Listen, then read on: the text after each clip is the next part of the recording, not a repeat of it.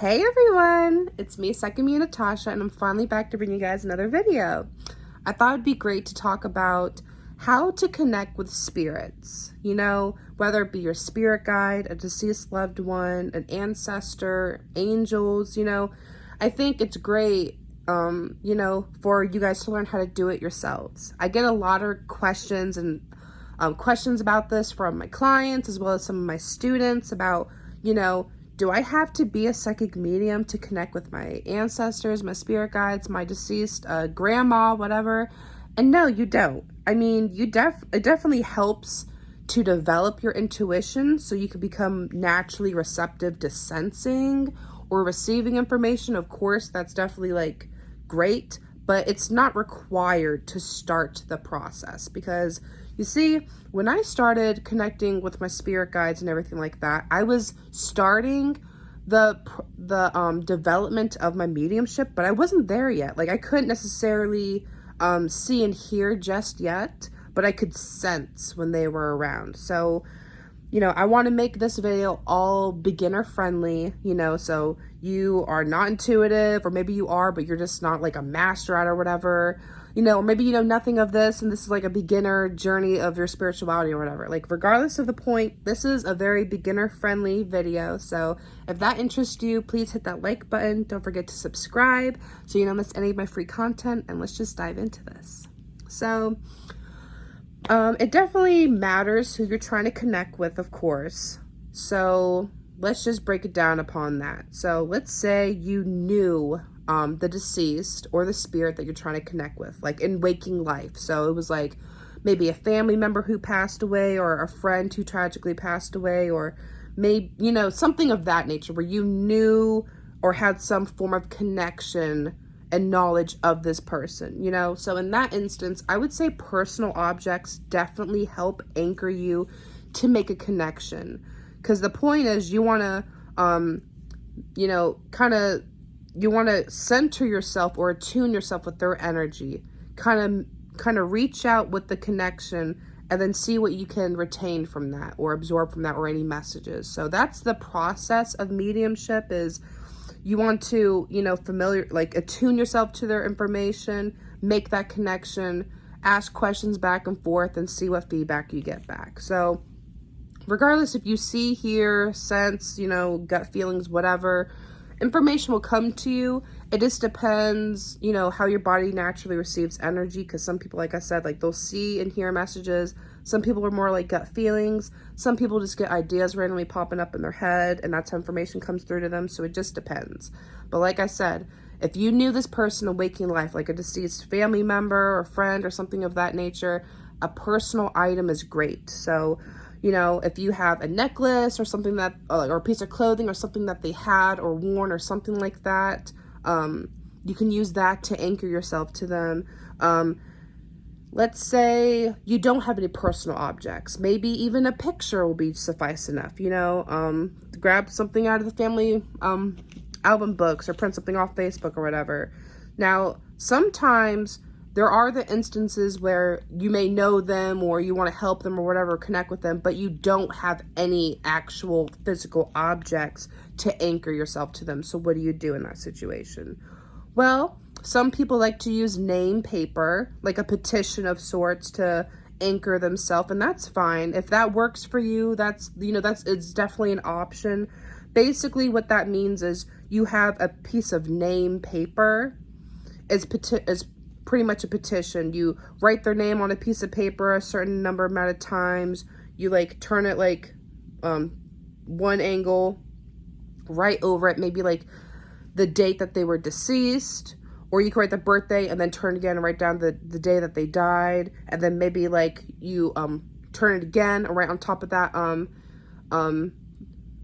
communication, and then you fold it towards you because you're inviting it this connection toward you, and then you could put that under your pillow and make the intention of a little prayer of, I want to connect with so and so in my dreams. I open myself to you. And you're forming that connection. That is a great option with spirits, because believe it or not, in the perspective of the spirit, the physical realm is so dense, you know, they have to work so much harder. They have to push and siphon so much energy just to interact on the physical level with us.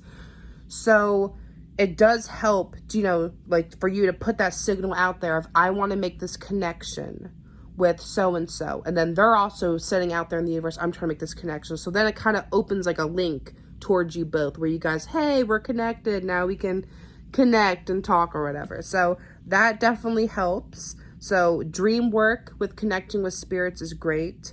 And I would also say candle offerings work besides using petitions if you can't have a physical object of them.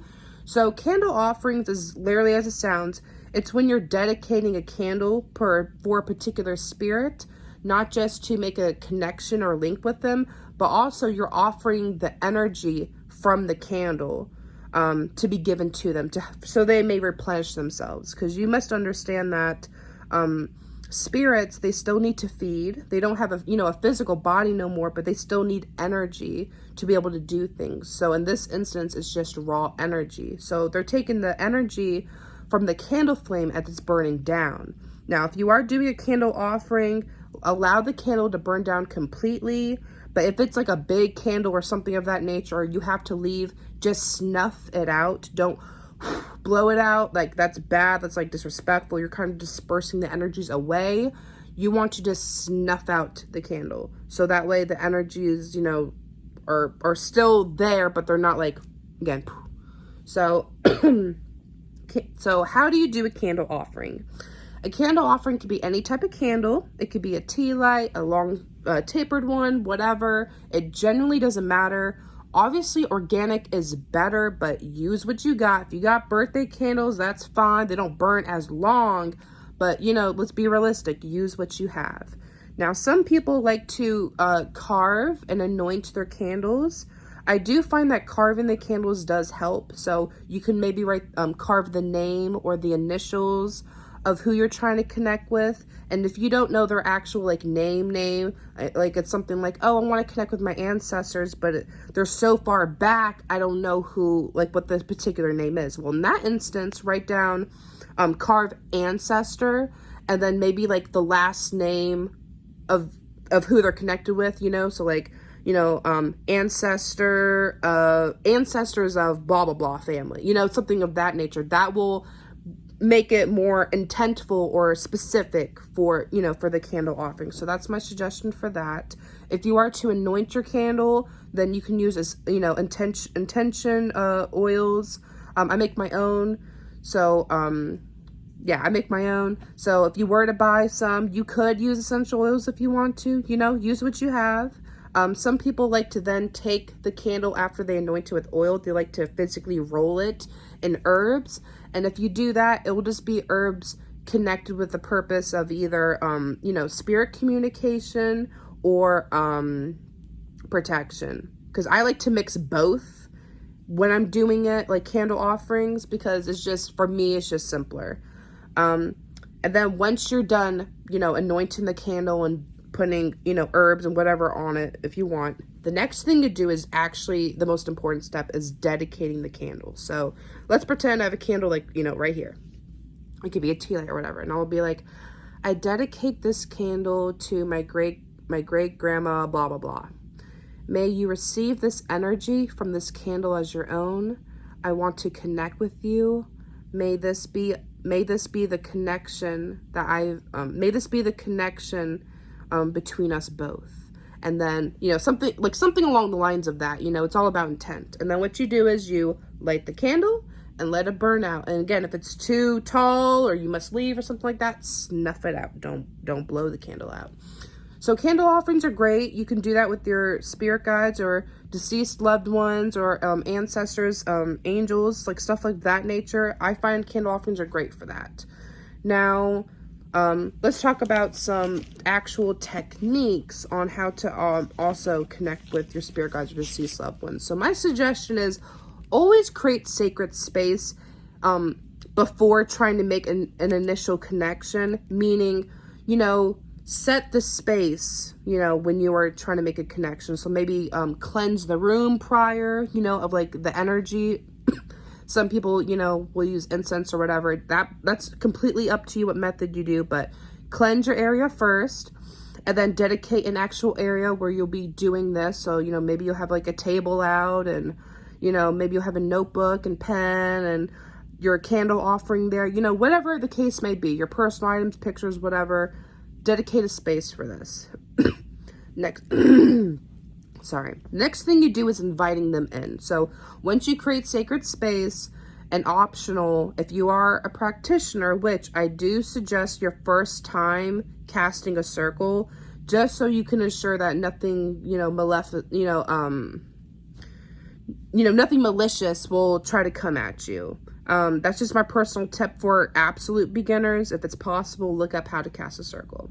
The next step is to invite them in. So this is when you are connecting with maybe the personal objects or the petition, or, you know, you're using something to anchor yourself to them. Now, if you physically are, like, let's say in the park or whatever, and you're trying to do this and you literally have nothing, I would suggest that, you know, again, intention is the most important thing. So focus on the memories of that person, or focus on the voice, you know, whatever will help you lock in on their energy, whether it be a memory or a personal object or whatever. You need to hone yourself. You need to attune yourself to their energy, and then start calling their name out, you know. And then you want to ask for signs. You know, you can ask for specific signs, like for knocks or whatever. That is, you know, that is truly up to the situation and the person, of course. But, you know, keep in mind, you want to be very specific about the signs that you're asking from them, you know, like, because you don't want it to be just any spirit pretending, like, so ask for something very specific, like a sign, you know. And again, meeting in dreams is a great way to interact or meet up with spirits, or make a connection at first, because you know, you have to think about it. Your mental guard is down. You're at physical rest. So it's easier for them to connect with you. So if you do wish to do this asleep, it is an option you could do. But if you must do it awake, then I would say automatic writing would be great. So let's say, you know, you already create sacred space. You lit your candle after dedicating it, you know, for your candle offering. You have your pictures or your name paper or your personal objects of them, like, ready, and you're holding the object, and you said, okay, I'm calling out to blah, blah, blah. And then this is where it comes in with the automatic writing. Write down your question, say it out loud, like, are you here? How do I know you're here? And then, you know, it may come to you as images, it may come to you as gut feelings, whatever you're experiencing, write down. Even if it's something like, I feel something cold on my left shoulder, but the windows are shut. But write it down. Just write it down, because the point in this is that you want to make a connection, make it known that you're trying to reach out, you know, and you have to understand that it's frustrating on the spirits than it is for us, because they can hear us, they can see us, they can, you know, they can actually see and hear us, but it's us. Most people cannot see or hear or even be aware of the presence of spirits. So for them, they're just like, oh my gosh, they're finally reaching out. I can talk to them. You know, it's that instance, like, just simply make it know, like, make the connection, because they have to push 1,000 times harder of trying to connect with us. So I would say automatic writing is the best. Do your best to be as open-minded and receptive as possible, so that you can be, you know, receiving. Now, some people like to use crystals or have oils, or, you know, like wear stuff to make them more receptive, and that is great. I would say amethyst is great for this, because it's not just great for, like, intuition and psychic stuff, but it's also a great protection stone as well. So I love amethyst when I'm doing mediumship. And of course there's other crystals too, but the main objective is, if you need to use crystals, use it for either the intention of your connecting with your intuition to be able to receive the information, and also protection, because of course you want to be safe and smart, regardless if you're like me or a beginner or whatever. Okay, now some people like to connect with spirits, you know, generally either, like I said, automatic writing, the candle offering, dream state, or maybe even meditation. So if you do meditate, make the intention of, I want to meditate to meet my spirit guides, or maybe I want to meditate to receive messages from my spirit guides. What messages do I need to hear? What information do I need to receive? So that's something you can also do as an option if that's, what works for you. Some people like to meet their guides in nature. Most of the time, like you can say, you can do an intentional prayer of spirit guides. I want to connect with you.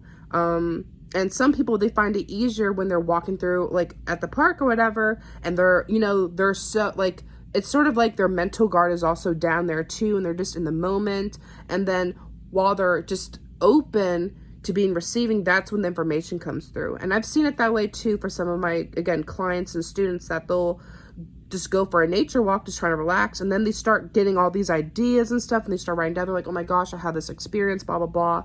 That's something that comes too. And if you do have faith spirit guides, being outside in nature is the best way to connect with your faith spirit guides if you are blessed to have them.